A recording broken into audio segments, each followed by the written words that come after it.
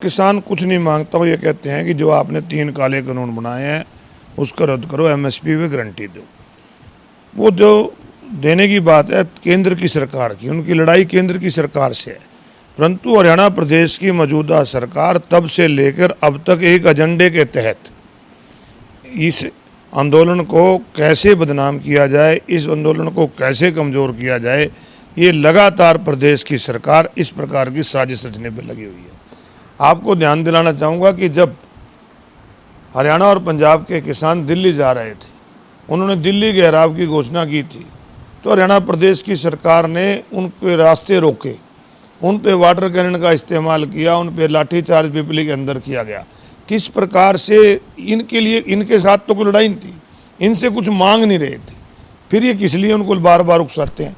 ये केवल उनको उकसाने का काम करते हैं। पिपली के अंदर इन्होंने लाठीचार्ज की और करनाल के अंदर फिर लाठीचार्ज की। और मुझे हैरानी होती है कि एक व्यक्ति सीधा कहता है कि सिर फोड़ दो और उसको सस्पेंड नहीं करते, उसके खिलाफ कार्रवाई नहीं करते।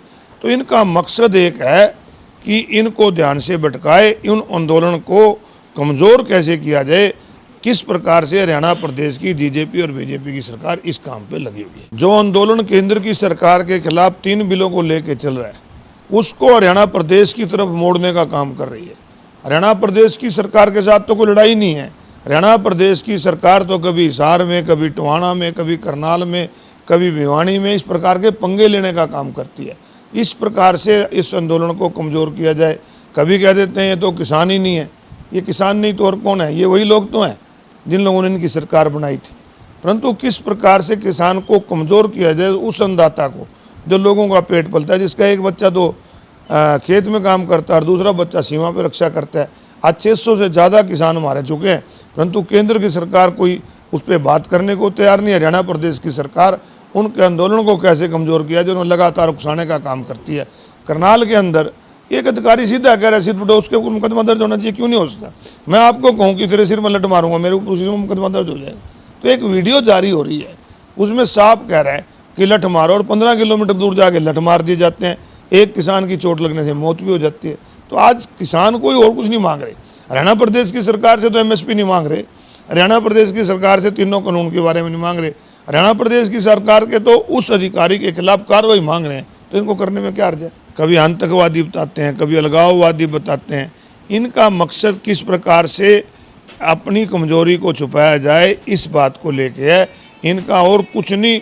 इनको तो ऊपर जाते हैं दिल्ली से गाइडलाइंस लेके आते हैं कि किस प्रकार उस आंदोलन को दिल्ली की बजाय हरियाणा में मोड़ा जाए।